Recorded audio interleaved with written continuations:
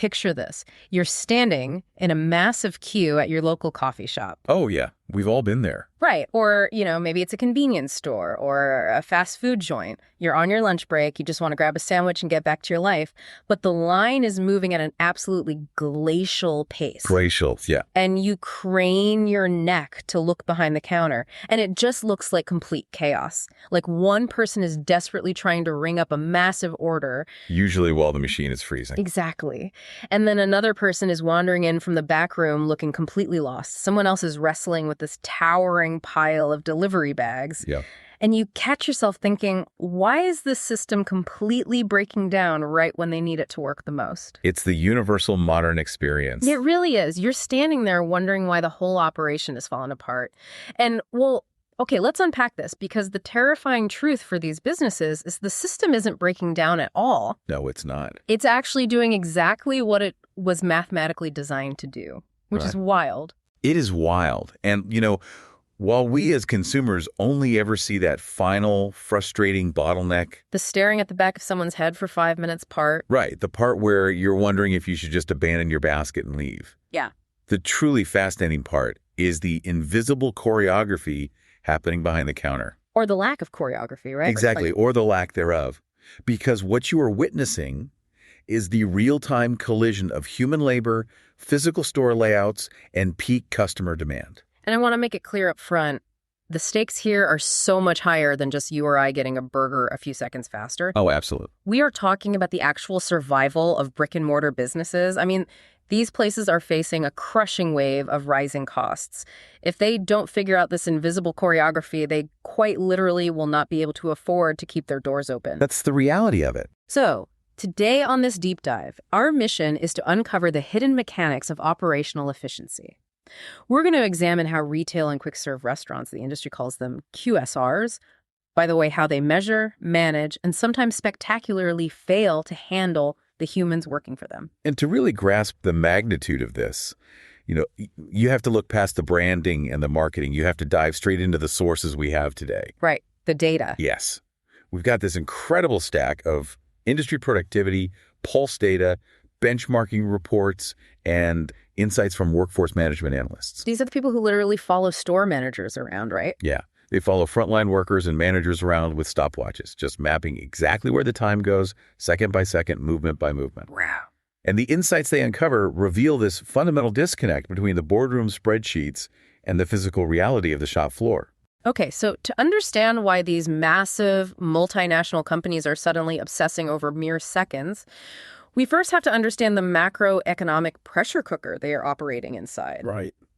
Let's ground this in reality and look at the rising floor of retail wages, because our sources highlight the government announcements regarding national minimum wage hikes hitting the UK in April 2026. Yeah, those are significant numbers. Very significant. If you're over 21, that's a 4.1% increase, taking the baseline to £12.71 an hour. Which is a big jump. It is. And for 18 to 20-year-olds, it's a massive 8.5% jump. That takes them to £10.85 an hour. Even the 16 to 17-year-olds are seeing a 6% hike. Right. And I mean, on the surface, if you are an entry-level worker, that is fantastic news. You are taking home more money. It is objectively good news for the frontline worker. We are not disputing that at all. No, not at all. But you have to look at the ripple effect this creates throughout the entire organization. Those staggered percentage-based increases do far more than just raise the base cost of opening the doors every morning. Right, they create a compression effect. Exactly. A severe systemic compression effect on the pay scale. Just think about the financial differential between an entry-level staff member and a shift supervisor or a store manager. Okay, yeah. When the baseline jumps up that significantly, the business has a choice. They either push up the salaries of middle management by the exact same proportion to maintain the hierarchy. Which will cost a fortune. Exactly. Or they don't. Yeah. And they almost never can afford to do the former. So let's play this out. Imagine you're the supervisor, right? Yep. You've got an entry-level worker working 40 hours a week, and suddenly they're making around £26,000 a year. Yep. And you, the supervisor, standing right next to them, holding the keys to the store. You look at your own paycheck and think, wait a minute, I am making 50 cents more an hour than you, but I am taking on all the stress of angry customers. And the scheduling nightmares. Exactly.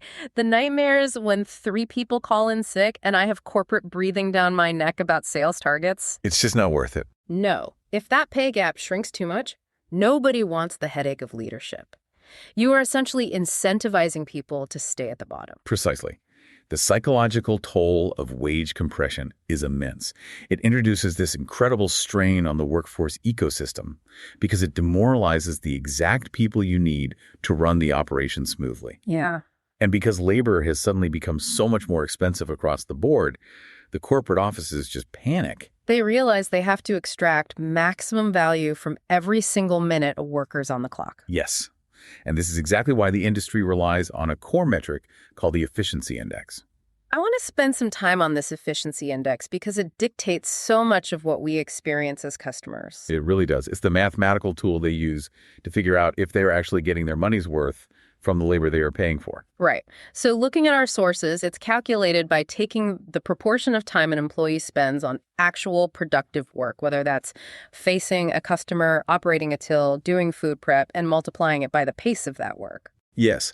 And in this mathematical model, an ideal pace, like a standard, sustainable, business-like speed, is scored as a baseline of 100. Okay, so 100 is the goal. Well, 100 is the ideal speed.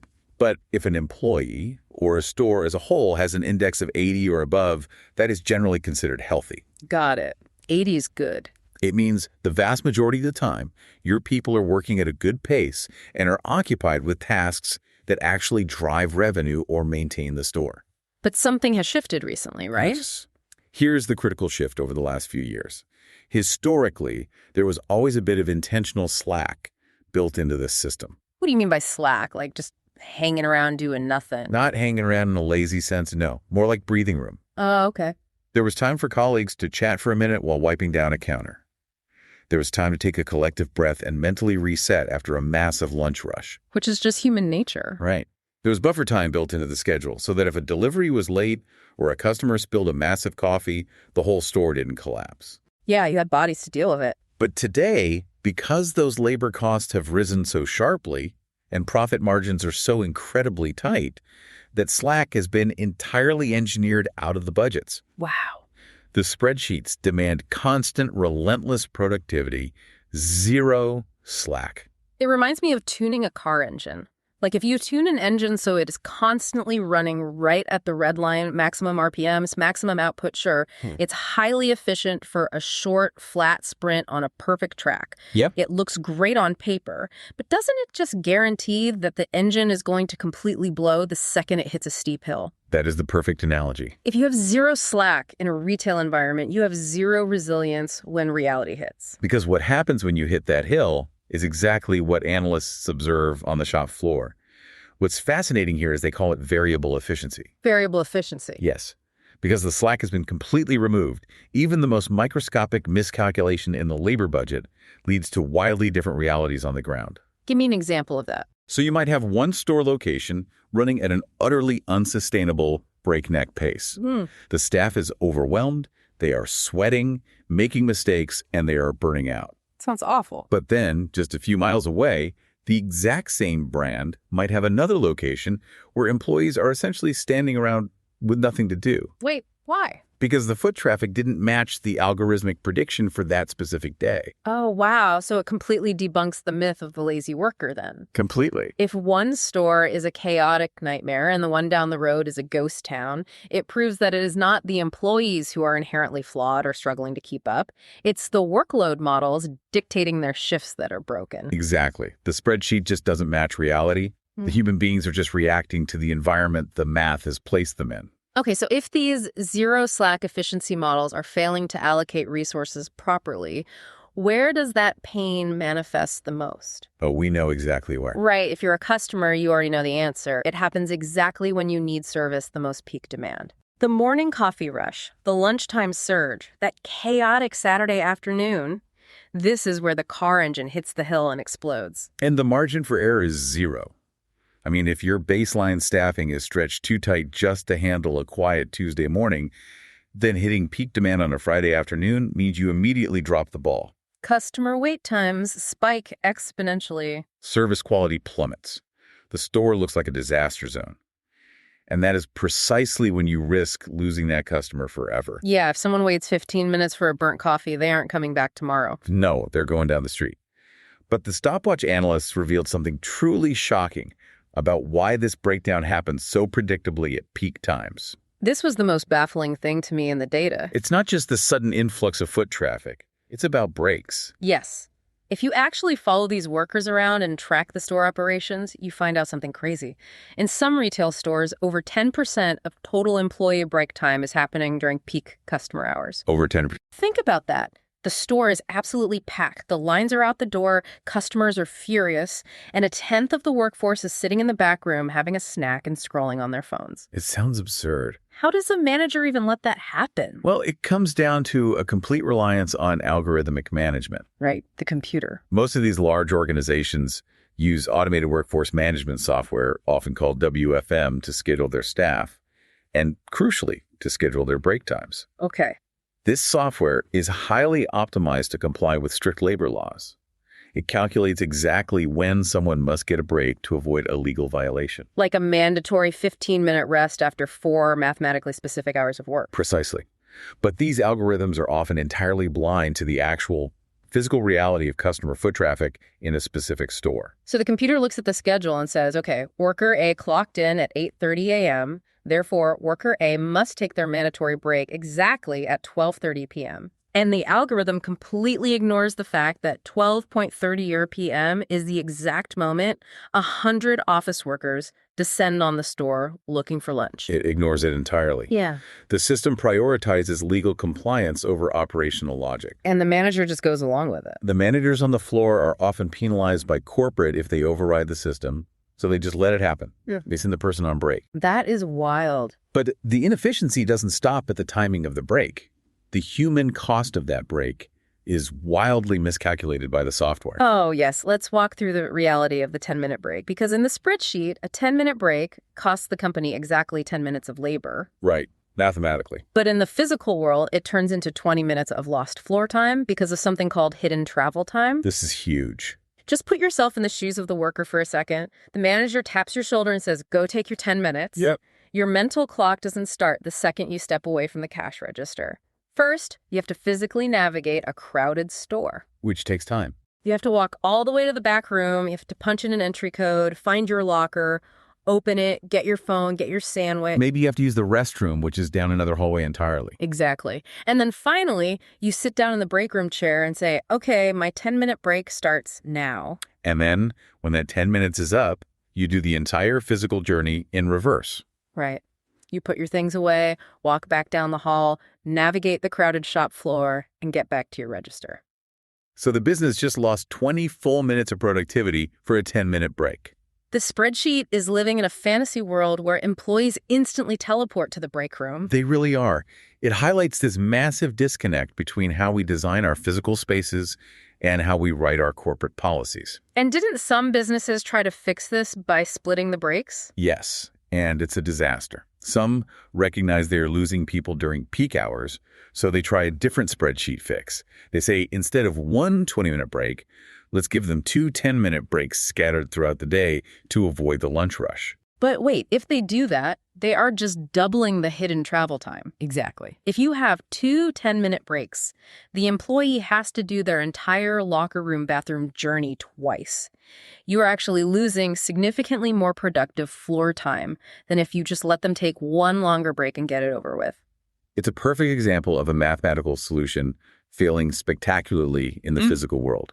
You just cannot optimize human beings as if they are lines of code. You really can't. And this dysfunction, it isn't just happening at the entry level. It is severely impacting the management tier as well. Okay, yeah, let's talk about the managers. Because if the floor workers are drowning during the rush, and the computer is sending people to the break room at the worst possible time, where is the manager? That's the million-dollar question. Why aren't they stepping in to direct traffic and unblock these bottlenecks? The stopwatch data answers that question perfectly, and it introduces a concept called role drift. Role drift. Yes. These store managers are highly paid individuals. They're supposed to be leading the team, coaching staff, actively managing the customer experience on the floor. Right, being the boss. But the physical observations show that, on average, store managers are spending roughly half of their entire shift just stacking shelves and unpacking boxes. That has to be the most expensive way to stack a shelf in the history of retail. It really is. You are paying a manager's salary to do the job of an entry-level stock clerk. Why are they doing it? Well, to figure that out, the efficiency analysts realized they couldn't just look at the stopwatches anymore. They had to talk to the people. Sure. Because when they ask a corporate office for a store manager's job description, they received this very polished, highly strategic document written 5 years ago. Lots of corporate jargon, I bet. Oh, tons. It talks about driving KPIs, fostering team development, optimizing customer journeys. Right. But the reality on the floor is a manager up to their elbows in cardboard boxes. So analysts started conducting structured 360-degree interviews. But they didn't go in aggressively, did they? No, they didn't ask, why aren't you doing your job? Instead, they asked completely disarming qualitative questions. For instance, they would ask a manager, what's your favorite product to sell? That is such a smart tactic. Isn't it? You ask them a question about the merchandise, and it totally lowers their defenses. They stop reciting corporate talking points and just talk to you like a normal human being. Exactly. It uncovers their actual mindset. It reveals what they originally loved about the job, like interacting with customers or setting up displays. And crucially, it exposes the systemic barriers that are forcing them to abandon leadership to go unpack boxes in aisle 4. And what did they find out? They found that it always comes back to that zero-slack labor model. Wow. The baseline staffing is so incredibly thin that the moment a delivery truck arrives or one single person calls in sick, the manager has to abandon all leadership duties and become a physical stopgap just to keep the store from physically collapsing under the weight of the inventory. But think about the knock-on effect of that. If the manager is essentially just a highly paid shelf stacker, doesn't that mean the entire employee experience and therefore the customer experience becomes a total lottery depending on which store you walk into? You've hit the nail on the head. Because if the manager isn't managing, if they aren't setting the tone and coaching the staff, the culture of that specific store just drifts completely off course. The data absolutely confirms that this role drift creates a highly variable, inconsistent experience. You could have two locations of the exact same brand in the exact same city. Working in one feels like a supportive, well-oiled machine because the manager somehow manages to actually lead. Right. But working in the other feels like a chaotic nightmare where everyone is fending for themselves. And if the employee experience is that inconsistent, the customer experience will inevitably be exactly the same. You never know if you're going to get great service or be ignored for 10 minutes. Exactly. Okay, so traditional retail is clearly struggling to balance these zero-slack workload models with the reality of peak demand. The system breaks when it gets busy. Yep. But let's look at an environment where the pressure is even higher. Let's talk about quick-serve restaurants. QSRs. The front lines. Fast food, grab-and-go coffee, drive-thrus. If zero-slack algorithms are breaking human workers during peak rushes, how on earth do places like fast food joints, where the entire business model is just one giant peak rush, survive? Did they fix the algorithm? They didn't fix the algorithm. They recognize that you can only push a human being so fast before they break. So QSRs took a completely different approach. They are arguably the most innovative sector in retail out of pure desperate necessity. Because the lunch rush. Exactly. Because their entire business model is based on managing massive, violent spikes of demand in very short, concentrated windows. They realized they had to fundamentally alter their physical space. Alter the space. Yes. They had to remove human friction wherever possible. But even with all their historical innovation, since 2020, they faced a completely new challenge that fundamentally broached their traditional physical layouts. I think I know what this is. The delivery driver invasion. Precisely. The explosive post-pandemic growth of Uber Eats, Deliveroo, DoorDash, and other third-party delivery channels. Yeah, they are everywhere now. Just think about the physical layout of a traditional fast food restaurant before 2020. It was entirely designed for a linear, predictable customer journey. You walk in the front door, you queue at the counter, you look at the menu, you order with a human, you wait, you take your tray, and you either sit down in the dining room or you walk out. Right. It's a straight line. Very simple. But delivery drivers don't do any of that. No, they don't. They don't need to look at a menu. They aren't going to sit down in a booth. And they certainly don't want to stand in a line. They are on the clock. Time is money for them. Exactly. They just need to grab a pre-made bag with a specific order number and run back to their vehicle as fast as humanly possible. Yet for years, the industry forced these drivers into the exact same physical space as a family of four, trying to decide if they want large or medium fries. It was an operational disaster. I mean, you ended up with small lobbies completely clogged with impatient delivery drivers. Wearing motorcycle helmets. Yeah. Wearing helmets, holding huge insulated backpacks, and just waving their phones in the faces of the staff behind the counter. It created massive friction and hostility. And it totally degraded the experience for the dine-in customer. If you walk into a burger place with your kids and have to push past a wall of delivery couriers just to get to the counter, you're going to turn around and leave. Exactly. But beyond the lobby chaos, didn't it also destroy the actual quality of the food? Absolutely. Because the physical flow was broken, the kitchen would prepare 15 delivery orders, bag them up, and then just leave them sitting on the back counter. While the staff tries to fight through the crowd to hand them out. Right. And that food is just sitting there getting cold. The fries are getting soggy. So the end customer sitting at home gets a terrible lukewarm meal. Yeah. They immediately leave a brutal one-star review on the app, and the restaurant takes the blame and the financial hit. Even though the food was perfect when it left the fryer. Exactly. So how did they adapt? If you can't push them through the same line, what is the fix? The operational solution is what the industry calls siloing the channels. Siloing. Yeah. The most efficient QSRs realized they had to physically separate the delivery journey from the dine-in journey. They stopped trying to make one room do two different jobs. We are now seeing restaurants undergo massive renovations to build entirely separate doors specifically for delivery drivers. So they walk into a different room entirely. Yes. And the tech integration they are using in these driver spaces is wild based on our sources. They're installing dedicated hot hold units and contactless lockers. It's brilliant. A driver just walks in the side door, scans a barcode on their smartphone, and a heated glass front locker pops open with their specific order inside. The food stays at the exact perfect temperature until the exact second the driver arrives. And there was absolutely no human interaction required. Right. The driver never speaks to a cashier, they never wait in a queue, and most importantly, they are completely removed from the customer space. It solves the bottleneck by separating the conflicting demands. Which brings us to another massive, highly visible shift in the QSR space that stems from the exact same desire to remove friction. The kiosk revolution. Oh, the giant screens. The total replacement of the human being at the traditional ordering till. You literally cannot walk into a major fast food chain today without being confronted by a wall of giant touchscreens. No, you can't. And obviously the first thought anyone has is, okay, they're doing this just to save on labor costs. They don't want to pay cashiers. And while that is definitely part of it, the productivity data reveals a secondary psychological benefit that is driving revenue through the roof. It's the 100% upsell. If we connect this back to human nature, just imagine a human cashier during a frantic lunch rush. They have a massive line, they are stressed, the kitchen is yelling, and they are just trying to get people through the till. They're overwhelmed. That human being is very likely going to forget to ask the customer if they want to add extra bacon or make it a large meal or try the new promotional dessert. But a machine never forgets. A kiosk doesn't feel stress. It is mathematically programmed to ask for the upsell 100% of the time to every single customer without fail. It systematically pushes the absolute highest possible transaction value. And then there's the psychology of the customer standing at the screen. The sources call this the dithering factor. Yeah, dithering factor, yes. And I have never felt so seen in my life. When you are standing at a traditional counter with a human cashier staring at you, and you can feel the physical presence of 5 impatient people breathing down your neck in line. It's intense social pressure. It really is. You panic order, you just blurt out, just the cheeseburger, thanks, and you step away. Right.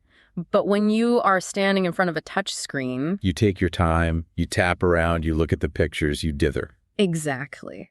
Without a human judging you or a line pressuring you, customers actually take longer to order on a kiosk, which sounds incredibly counterintuitive. It does. You would think that taking longer to order would hurt the store's efficiency and slow everything down. But paradoxically, giving people that extra 30 seconds to browse the menu, customize their order, and look at high-definition photos actually increases the average order value significantly. Because they buy more food. They end up buying the milkshake or the extra side of mozzarella sticks that they would have been too embarrassed or too rushed to ask for out loud. It's a brilliant, highly calculated trade-off. The business willingly trades a few seconds of ordering speed at the front of the house for a substantially higher profit margin on the ticket. But here is where the invisible choreography really kicks into high gear. Because the customer is taking longer to order, the restaurant has to physically claw back those lost seconds in the kitchen. They have to make the food faster to maintain the overall throughput of the store. And this is where the micro-efficiencies become truly mind-boggling. We are talking about shaving literal fractions of a second off the physical act of making a burger. The stopwatch analyst noted physical innovations in the kitchen that seem almost absurdly pedantic until you do the math at scale. For example, redesigning the bun toaster. The bun toaster? Really? Yes. In a standard kitchen, an employee grabs a bun, drops the whole thing into a toaster, and when it comes out, they have to sort out which piece is the top and which is the bottom and flip them face up on the prep board. Okay, sure. The new F1-style kitchens design specific toaster slots that take the crown of the bun and the base of the bun separately. Oh, wow. So when they slide out the bottom, they are already facing the exact right way up. The employee doesn't have to waste half a second flipping them over. Half a second. They redesigned a machine to save half a second. It adds up. And my absolute favorite example of this micro-efficiency obsession, removing the lid from the box of tongs. Yes, the tong lid. Analysts literally stood in a kitchen and watched an employee taking the plastic lid off a sanitary box, grabbing the tongs, using them to grab a piece of chicken, putting the tongs back in the box, and putting the lid back on. Just over and over again. They were doing this exact sequence hundreds of times a day. By simply altering the health protocol slightly to allow for an open, sanitized holster instead of a lidded box, they completely eliminated the action of removing and replacing the lid. That is wild. That tiny change saved cumulative minutes of wasted arm motion during a single lunch rush. And they also use a technique called time-shifting tasks, right? Yes, time shifting. During the quiet morning hours when there is no queue, you will see staff standing in the back, pre-opening hundreds of little cardboard fry boxes and stacking them up. They do this so that when the lunchtime rush hits, the employee on the fry station doesn't have to use two hands to pop a flat box open. They can just grab a pre-opened box with one hand, scoop the fries with the other, and serve. It saves maybe 2 seconds per order. But those 2 seconds are everything. So when you put all of this together, the separate delivery doors, the kiosks, the bun toasters, the pre-opened boxes, they're basically treating a lunchtime burger rush like a Formula One pit stop.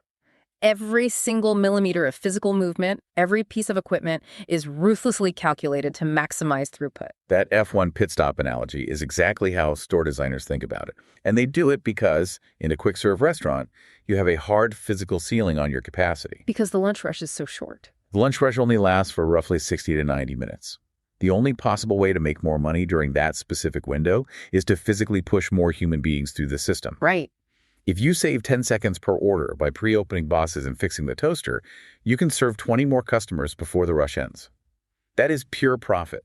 Okay, so QSRs are completely redesigning their physical spaces and kitchen layouts to solve these bottlenecks. Now, let's see what happens when a business tries to add a massive new operational service without changing a single thing about their physical layout. Oh, this is a recipe for disaster. I'm talking about traditional convenience retail and the absolute nightmare of the parcel collection counter. The parcel problem is arguably the most perfect microcosm of physical inefficiency in modern retail. Here is the context. Convenience stores realized they were losing foot traffic.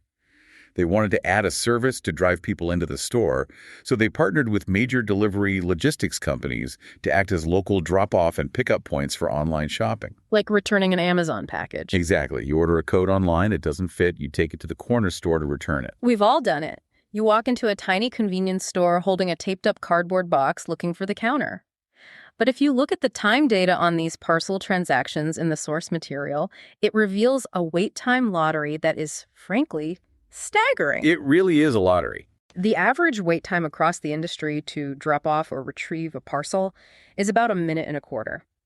The absolute best-in-class stores, the ones that have highly structured systems, can do it in 27 seconds. Which is fast. But the worst-performing stores, it takes a grueling average of 3 full minutes. 3 minutes. Just picture yourself standing at a convenience store counter for 3 straight minutes while the cashier is nowhere to be seen. And the stopwatch data pinpoints exactly where those 3 minutes go.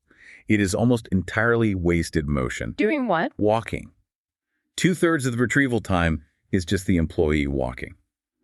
Because the store was never architecturally designed to handle hundreds of parcels, there is no proper storage. They just shove them wherever they fit. Exactly. The packages are usually shoved in a back warehouse or piled up in an old manager's office or stacked precariously behind the lottery machine. The employee has to stop whatever they're doing, physically leave the till, walk all the way to the back room, and then rummage through a completely disorganized mountain of brown boxes, just trying to find a label with one specific name on it. A literal mountain of cardboard. No pigeonholes, no alphabetical system, just chaos. And while they are doing this, the front till is completely abandoned. Yep.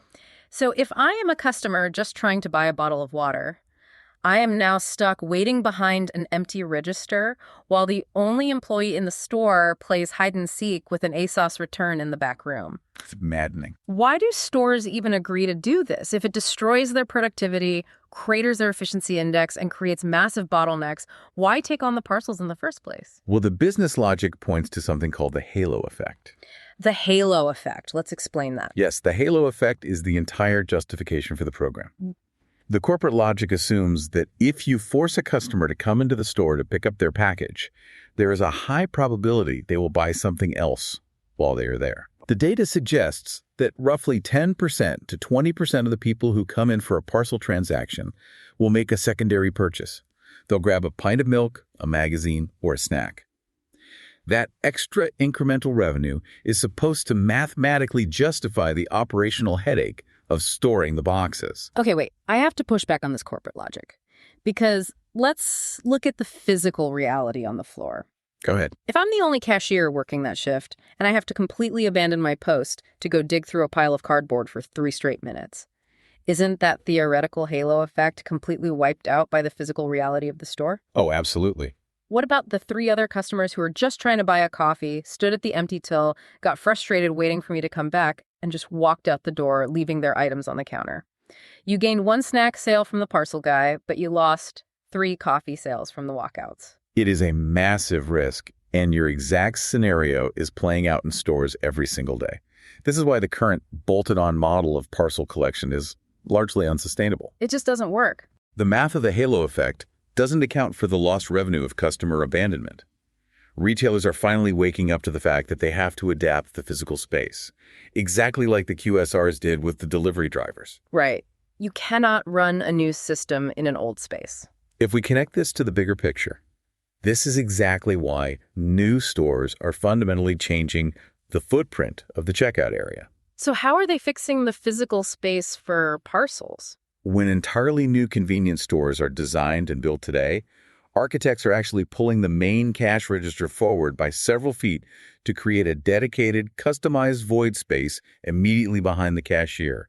They build custom shelving right there. So the parcels are always within arm's reach. Exactly. The cashier never has to walk away from the register. They just turn around, grab the box, and turn back. It eliminates the hidden travel time entirely. Or, alternatively, they are pushing the problem completely outside the 4 walls of the store by installing massive, automated 24-hour parcel lockers in the parking lot. Oh, yeah, you see those everywhere now. Because the stopwatch math finally proved beyond a shadow of a doubt that paying a human being to walk back and forth looking for a cardboard box is destroying their efficiency index and costing them regular customers. Which perfectly transitions us to the final and honestly the most shocking revelation in this entire deep dive. This is a big one. We've talked about modern 21st century challenges, Uber Eats apps, online shopping returns, algorithmic break scheduling. But when you look at the raw time and motion data, it reveals that the absolute biggest drain on productivity, the thing bleeding the most money, is actually the oldest, most basic task in the history of retail. Yep, putting items on a shelf. Stock replenishment. It is the silent killer of retail profit margins. Just think about the trajectory of retail over the last decade. With self-checkout machines largely removing the need for an army of human cashiers, Putting physical stock onto physical shelves is one of the last major purely physical labor costs left in a store. Because it requires human hands. It does. And the level of inefficiency happening in the aisles is staggering. The metrics on this absolutely blew my mind. When the analysts broke down the actual time an employee spends replenishing shelves, they found that only 50% to 60% of that time is spent on the core activity. Only half the time. And by core activity, we mean the physical act of taking a product out of a box and placing it onto the shelf. So what is happening with the other 40% to 50% of their time? Well, they aren't stocking. Exactly. A massive 20% of the total time is just the employee walking aimlessly around the store pushing a cart. And here's the absolute kicker.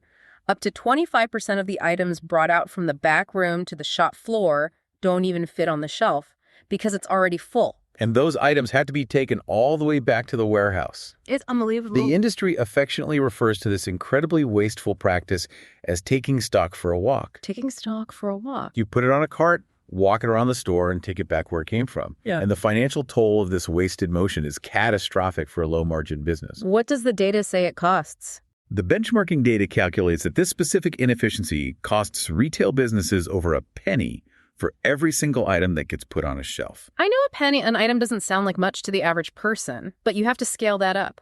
A large supermarket is stocking millions of individual items every single year. Millions. A single delivery truck can hold tens of thousands of units. When you multiply that lost penny by millions of items, you are talking about hundreds of thousands of dollars evaporating into thin air. Oof. Gone. That is millions of pennies literally just walking back and forth down aisle 6. Exactly. It is a massive hemorrhage of cash. And to fix it, we have to look past the symptom and ask why it happens. Why are employees consistently bringing out stock that doesn't fit? Why are they walking laps around the store? Right. There has to be a reason. It comes back to human psychology and the deeply ingrained culture of the modern workplace. When there is a lull in customer traffic, say, at 2:00 p.m. on a Tuesday, there is an immense psychological pressure on retail employees to look busy. The keeping busy culture. Yes. If a store manager or district manager is walking the floor, the absolute worst thing you can be caught doing is standing still. So, to avoid looking lazy, an employee will go to the back room, load up a cage with a completely random mix of items, and push it out onto the floor simply to fill one or two tiny gaps in the display. It's completely absurd. Think about how you operate in your own home. It's like driving to the grocery store, filling your trunk with bags, driving home, and then carrying all your groceries from your car to your kitchen, but you only carry one single apple at a time. One apple. You walk back and forth 50 times just to ensure your smartwatch or your Fitbit registers that you are being physically active. You are generating a massive amount of movement, you are sweating, you are exhausting yourself, but you aren't actually generating any real value. You're just taking your groceries for a walk. That is a brilliant way to conceptualize it. You are physically exhausting the human worker for absolutely zero operational return. And when the peak rush hits, they're exhausted. In fact, you are creating a negative return because they will be too tired to perform well when that rush actually hits. The solution to this, according to the efficiency experts, requires a complete paradigm shift that is incredibly counterintuitive to the traditional look-busy management culture. So what's the solution? Stores need to adopt strict principles from lean manufacturing. They need to implement batch processing. Okay, so instead of filling a gap just because the gap exists, what does batch processing look like on a retail floor? It requires discipline. It means you wait. You wait until the shelf is actually empty enough to take a full, unopened case of product out of the back room, and you put every single item from that case onto the shelf at once. Oh, I see. You only move physical stock when the volume of the empty space justifies the physical walk. And more importantly, it requires management to trust their employees enough to say, if there is a lull in the store, stay put, conserve your energy, wipe down your register, mentally reset. Do not take the stock for a walk just to look busy. That makes so much sense. Embracing these strict just-in-time principles is really the only viable way to plug this massive leak in physical labor costs. Okay, let's take a breath, because we have covered a massive amount of ground today, and it completely changes how you view the world around you. We started by looking at the immense macroeconomic pressure cooker of minimum wage increases and how the psychological toll of pay compression is forcing businesses to squeeze every single drop of protective slack out of the system. We really unpacked the zero slack model. We looked at the sheer absurdity of algorithmic break schedules pulling critical workers off the floor precisely when peak demand hits, and the reality of how a 10-minute break mathematically morphs into 20 minutes of lost time due to hidden travel. We also explored how different sectors respond to this pressure.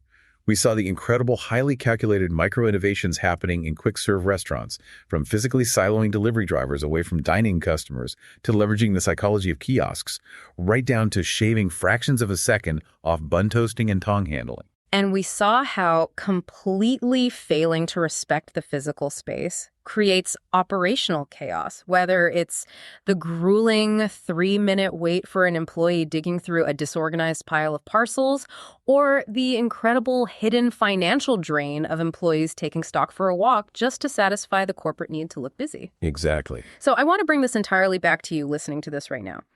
Understanding this hidden choreography makes you look at your own life, your own office, and your own job through a completely different lens. Think about your own daily routines. Where in your day are you experiencing this variable efficiency? Are you looking busy or being productive? Exactly. Are there moments in your office where you are essentially just taking stock for a walk? Are you walking around with a piece of paper or keeping your Slack status green, generating movement just to look busy for your boss rather than actually being productive? And most importantly, are the systems you rely on, your own personal algorithms, breaking down exactly when you hit your own personal peak demand? Those are crucial reflections for anyone trying to navigate a modern workload. And I want to leave you with one final, broader thought to mull over as you go about your week. What's that? We have seen today how intensely these massive businesses are focusing on optimizing human physical movement. They are measuring fractions of a second, removing the plastic lids from boxes, eliminating the 20-foot walk to the back room.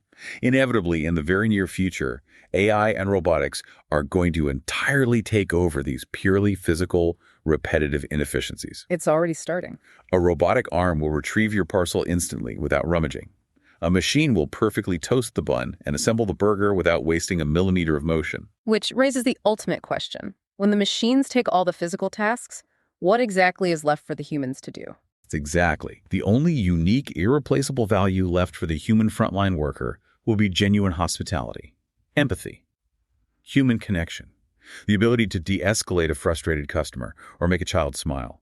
But if we spend the next decade optimizing our human workers purely to act like high-speed, zero-slack machines, running them at the absolute red line, mathematically penalizing them for taking a breath or having a conversation, will we end up training the empathy completely out of them long before the robots even arrive? Wow. And if we do train the humanity out of the workforce in the name of efficiency, when you finally get to the front of that massive, frustrating queue, who will even be left to smile at you?